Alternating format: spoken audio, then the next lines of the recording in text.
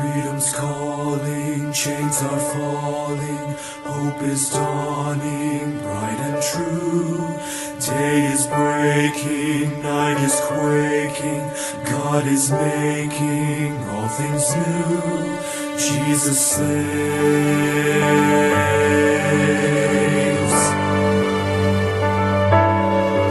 Hear the heart of heaven beating, Jesus saves, Jesus saves, and the hush of mercy breathing, Jesus saves, Jesus saves. Hear the host of angels sing, glory to the newborn King, and the sounding joy repeating, Jesus saves.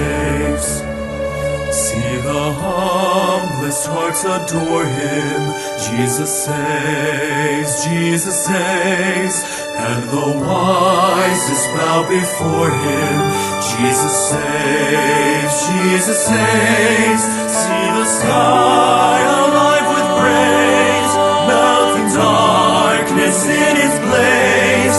There is life forevermore in Jesus saves. We will live our sorrow sharing, Jesus saves, Jesus saves. He will die our burden bearing, Jesus saves, Jesus saves. It is done, we'll shout the cross, Christ has paid redemption's cost, while the empty tombs declaring, Jesus saves. Rising up so vast and strong, lifting up salvation's song. The redeemed will sing forever, Jesus saves.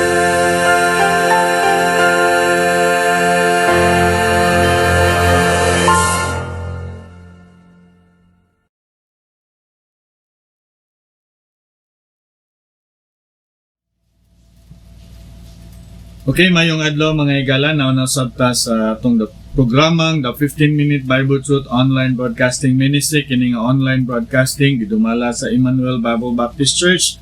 Nakitay church diha sa Suong, Lapu-Lapu, naon sa diri sa Bagong Daan, Liloan, ug ikaw naa sa maong lugar ug interesado kang musimba, maminaw sa pulong sa Dios, welcome ka no nga makaduyog kauban namo sa pagsimba sa atong buhi nga Dios. Ug ning adlaw karon mga igala atong tun-an kining sa Pirmirong ay kaduhang Korinto 6 kapitulo 2, kay siya nagaingon, ako nagadungog kanimo, iyon siya, diha sa panahon nga gikahinangpan ug sa adlaw sa kaluwasan ako nagtabang kanimo tanawa, karon mao ang panahon nga gikahinangpan tanawa, karon mao ang adlaw sa kaluwasan. No, nganong karon man ang adlaw sa kaluwasan mga igala, tungod kay ato ni siyang pagatun-an nga kinahanglan gyud nga ikaw maluwas. Kinahanglan gyud nga ikaw makabaton ini nga maong kaluwasan. Unsa man ni nga kaluwasan? Kaluwasan ni sa atong kalag. No, matud pa sa Pirmirong Pedro 1:9, sangputanan sa imong pagsalig mo ang kaluwasan sa imong kalag. No? So mga igala, importante gyud kayo nga makabaton kanining maong kaluwasan karon nga mintras buhi pa ka. No, tungod kay ining mga pipila ka mga butang atong hisgutan karon nganong kinahanglan man ka nga maluwas.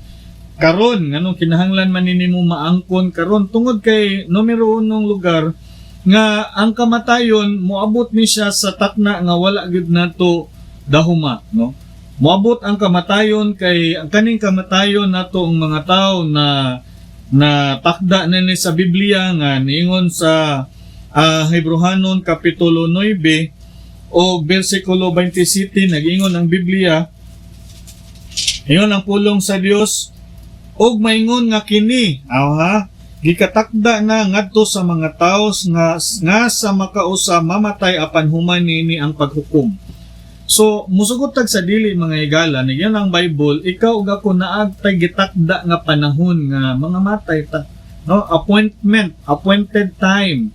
Yun ang Bible, as it is appointed unto men once to die, but after this the judgment. So, mga higala, musugotag sa dili, mga matay ta, no? Musugotag sa dili, moabot gyud nato ang kamatayon, no? So, ang mahitabo man gud mga higala nga inikamatay nato ang atong padulngan eternidad man. Ug duha ra ka lugar atong padtuon sa eternidad, langit ug impierno. No? Langit ug impierno. Nganong mga matay ta tungod kay matud pa sa Roma kapitulo 5 bersikulo 12. Roma kapitulo 5 bersikulo 12 nagingon ang Biblia, tanawon ra gud nato. Roma kapitulo 5 bersikulo 12 niingon ang Biblia, tungod nini maingon nga pinaagi sa usa ka tawo ang sala misulod nganhi sa kalibutan ug ang kamatayon pinaagi sa sala ug busa ang kamatayon midangat sa tanang mga tao kay ang tanan nakasala. So mga higala, kung sugot kag sa dili nagingon ang Biblia, kita tanan mga matay yuta tungod kay nahimo nga niingon ang Biblia kita mga makasasala. No? Kay sa diya nga misupak si Adan ug si Eva sa usa ka sugo sa Ginoo nga di mukaon niya ng bunga sa kahoy sa kahibalo sa maayo ug dawtan sa ding gisupak nila ang Dios. Iyon ang Bible nangamat na tinunglo, no, ang kaliwatan sa tanan nga katawhan hangtod nato karon, no. Muna nga apil ta ani nga maong tunglo, muna musugot sa dili mga matay gyud ta kay ang atong lawas ingon ang Biblia sa abog kini gikan sa abog kini pauli, no, nahimo nga tinunglo ang atong kaliwatan tungod sa sala ni Adan ug ni Eva, no. Sumusugod kag sa dili mga higala, usa nining adlaw mamatay ka, mga matay ta.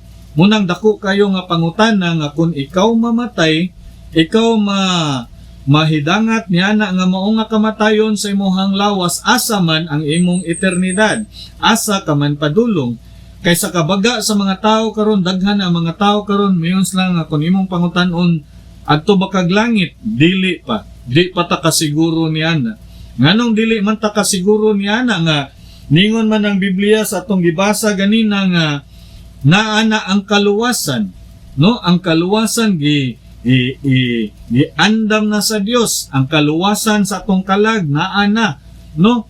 Muna nga atong hibaw-an nga ang kaning kaluwasan naa ni paagi nga maangkon nato, no? Dili kay kitay magbuot unsaon nato pag-adtong langit. Unsa man paagi maingon dayon ta nga magbinuotan, magminaayo lang ta, basin pag malangit ta, no? Magpamimbro tag simbahan kay mao nay paagi nga mabautismo ta, maluwas ta, malangit ta. Mga higala, dili na mao ang paagi sa Dios nga maluwas ta. Dili na mao ay paagi sa Dios nga malangit ta, dili. Kay ang paagi sa Dios matud pa sa Biblia diha lang ni Ginoong Hesus Kristo. So ikaw maluwas kung naa si Kristo sa imong kinabuhi. Ikaw makaangkon nini nga mao nga kaluwasan kung si Kristo naa sa imong kinabuhi. Kay ningon man ang Biblia nga kaluwasan, ningon si Ginoong Hesus, maangkon nimo nga kaluwasan kung mutuo ka niya. No? Sa Juan kapitulo 6 bersikulo 47, klaro kayo nga si Ginoong Hesus mismo ni sulti niini. Sa pagkatinuod ako nag-ingon nga kaninyo, siya nga nagatuo kanako adunay kinabuhing walay katapusan. No? So kinsa kuno imong tuuhan si Jesus Christ. No nga once maangkon nimo si Jesus Christ nga imong maluluwas, nag-ingon ang Biblia, makaangkon kag unsa man kinabuhing walay katapusan. So ang mahitabo mga higala nga kung panahon nga moabot na nato ang kamatayon, naandam na ta, no? Nakaangkon na ta aning kinabuhing walay katapusan, pinaagi ni Ginoong Hesus, no? Kay unsaon man nimo pagtuo kon patay na ka? Unsaon man nimo pagtuo kon wala na kay kinabuhi? Unsaon pa man nimo pagkadungog sa pulong sa Dios kung wala na kay kinabuhi? Mo bitong katawanan kayo usahay pamalandungon nga sa diyang patay na padad-on og Biblia, no? Dili man mga higala, kay ngano man ikaduha nga lugar nganong kinahanglan mangandam ta tungod kay inikamatay nato, ningon ang Biblia, hukom na na siya. Hukom na na siya. Ang atong ibalikon na gud og pagbasa ang Hebrehanon 9:27, no? Aron bata masayod ba nga inikamatay di ay hukom na siya ditso, no? Awa ingon ang Biblia, og maingon nga kini gikatakda na ngadto sa mga tao nga sa makausa mamatay apan human niini ang paghukom. Na ang hukom dayon mga higala, unsa man ang hukom sa Dios? Ikaw ba luwas o ikaw wala pa nakaangkon niini nga kaluwasan? Kay gipadala sa Dios si Ginoong Hesus Kristo diri sa kalibutan aron nga makaangkon ka kapasayloan sa imong sala, aron nga makaangkon ka niya nga imo siyang manluluwas. No? Imo siyang manluluwas kay timan ni mga higala kung wala kay Kristo sa imong kinabuhi, impierno man ka. No? Kay di man gyud ka mahiadto sa presensya sa Dios. Mo bitaw niingon ang ikaduhang Tesalonica kapitulo 1, no? Ikaduhang Tesalonica kapitulo 1 bersikulo 9. Ingon ang Biblia, utso diha sa nga nagadilaab nga kalayo nga magapanimalos nganha kanila nga wala makaila sa Dios ug nga wala nagtuman sa maayong balita sa atong Ginoong Hesus Kristo. Unsa man ang maayong balita? Si Jesus namatay, gilubong ug nabanhaw, no? Siya ang atong manluluwas. Iyon ang bersikulo 9, kinsa pagasilutan pinagi sa walay katapusan nga kalaglagan gikan sa presensya sa Ginoo o gikan sa himaya sa iyahang gahom. So, ang hukom sa Dios mga higala nga sa diha nga moabot nimo ang kamatayon, niyon ang Biblia nga kung wala kay manluluwas sa imo ang kinabuhi, madto gyud ka sa mahidangat gyud ka ngadto sa kalayo sa impierno. Kay ngano man, inigabot nimo dito sa langit, basa sa basahon sa Biblia, basahon sa kinabuhi kung wala ang imong ngalan dito, niyon ang Bible itambog gyud ka sa linaw nga kalayo. No? Pinadayag kapitulo 20 bersikulo 15, no, bisan kinsa nga wala makaplagi ang pangalan sa basahon sa kinabuhi gitambog ngadto sa linaw nga kalayo. So importante gyud mga higala nga karon pa lang makaangkon ka niining maong kaluwasan sa imong kalag. Nga imong angkonon nga si Ginoong Hesus imong manluluwas. Imo siyang pasudlon sa imong kinabuhi, imo siyang dawaton sa imong kinabuhi nga wala ing makaluwas nimo, siya lang. No? Siya lang kay ngano gud ingon ni si Ginoong Hesus mismo ni sulti ani sa Juan 14:6. Si Jesus nagaingon ngadto kaniya, ako mao ang dalan, ang kamatuoran ug ang kinabuhi. Walay tawo nga nagaadto sa Amahan apan pinaagi kanako. Pinaagi kanako, so pinaagi ni Ginoong Hesus mga higala, makaangkon ka nining kaluwasan sa imong kalag. No? Kaluwasan sa imong kalag nga imo ni siyang maangkon sa imong kinabuhi aron makabaton ka niini. No? Maskin unsa pa ang imong relihiyon, kay walay relihiyon makaluwas mga higala. Muna nga, kami kanunay magbalik-balik o pahibalo kaninyo nga dawata og angkuna si Kristo nga imong manluluwas. Kay moabot ang higayon nga ang tao unya kung way Kristo sa iyang kinabuhi, mahidangat ngadto sa kalayo sa impierno. No? Ingon mo nga tinuod din na ang kalayo sa impierno, pastor. Atong basahon, no? Sa Mateo kapitulo 13 bersikulo 50 ningon ang Biblia ug mutambog kanila ngadto sa hudno sa kalayo ag dunay pagminatay ug pagkagot sa mga ngipon. Hudno sa kalayo, no? Panaghilak ug panagkagot sa ilang mga ngipon. Sa Marcos kapitulo 9, no? Gi-describe diri ni Jesus Christ unsa ang impierno. Mark chapter 9 and verse number 44, diin ang ilang ulod dili mamatay og ang kalayo dili mapalong. So makita nimo mga higala nga eternal punishment ni siya, no? Naay panaghilak, naay panagkagot sa ilang ngipon, buti pa sabot dili ka unconscious dito, conscious ka dito, buhi ka ditong itambog sa linaw nga kalayo. Kanus-a man na pastor niyon ang Bible hangtod sa kahangturan. Mo na nga pribilehiyo kayo na ito mga higala nga karon pa lang makabaton ta niini kay karong panahon na grasya ron, panahon ron sa grasya.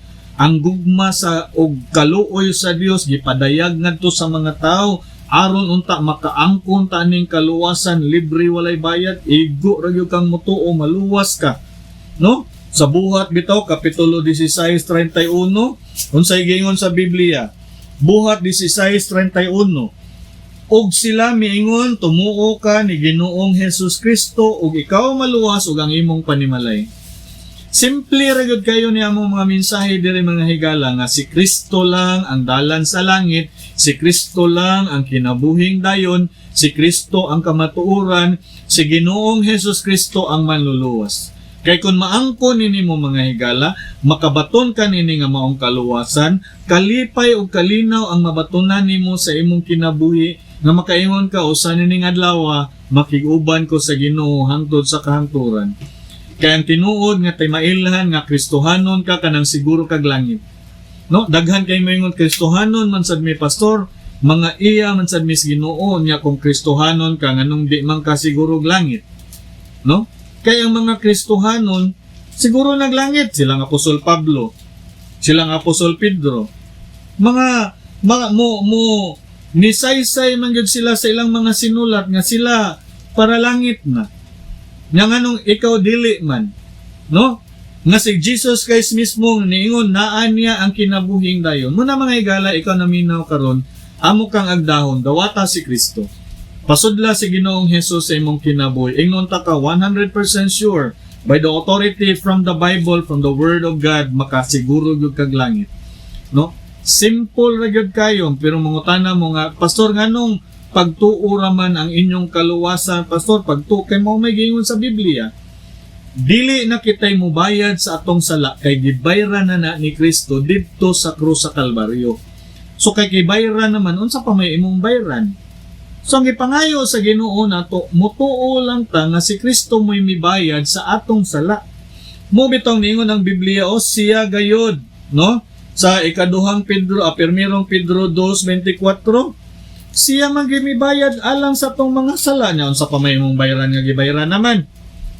24 niyon ang Bible, kinsa sa iyang kaugalingon mipas-an sa atong mga sala, diha sa iyang kaugalingon lawas diha sa kahoy aron kita ingon nga mga patay na ngadto sa mga sala, mabuhi gayod ngadto sa mga pagkamatarong, pinaagi sa kang kinsang mga samad kamo na nga ayo.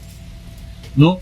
So mga higala, among balikon, dawata si Ginoong Hesus Kristo nga imong manluluwas karon. Ang kuna siya naay among ipakita ninyo nga unsaon nga moampo ka sa paghinulsol imong angkunon si Ginoong Hesus pinaagi sa pagtawag niya, ningon ang Bible maluwas ka. Kay naot ko nga nasabtan nimo karon mga higala nga kinahanglan gyud nga maluwas ka. Kay ningon ang Bible karon mao ang adlaw sa kaluwasan. Naot ko nga maluwas ka mga higala, imong angkunon si Kristo nga imong manluluwas. Ug kini nausab si Pastor Mark sa Sidon, ug sa sunod nausab nga higayon, dagang salamat ug maayong adlaw kaninyong tanan. Ang Dios magpanalangin. Kung ikaw nagatuo sa pulong sa Dios mahitungod sa kaluwasan, pag-ampo ani nga inampuan, Ginoong Hesus, usa ako ka makasasala ug dili angayan sa langit. Salamat sa imong kamatayon didto sa krus alang sa kabayaran sa akong sala. Pasaylo ako sa akong mga sala ug akong angkunon si Ginoong Hesus nga akong manluluwas. Pasudla si Ginoong Hesus sa akong kasing-kasing kay gusto kong malangit. Sa ngalan ni Ginoong Hesus Kristo. Amen.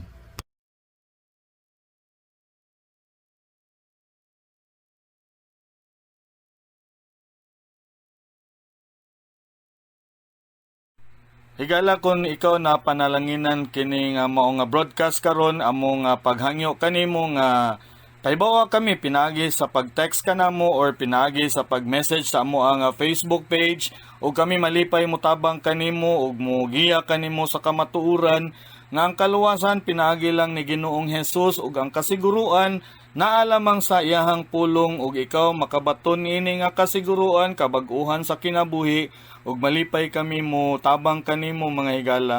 Kini nasab si Pastor Mark sa Sidon, daghang salamat ug maayong adlaw ninyong tanan.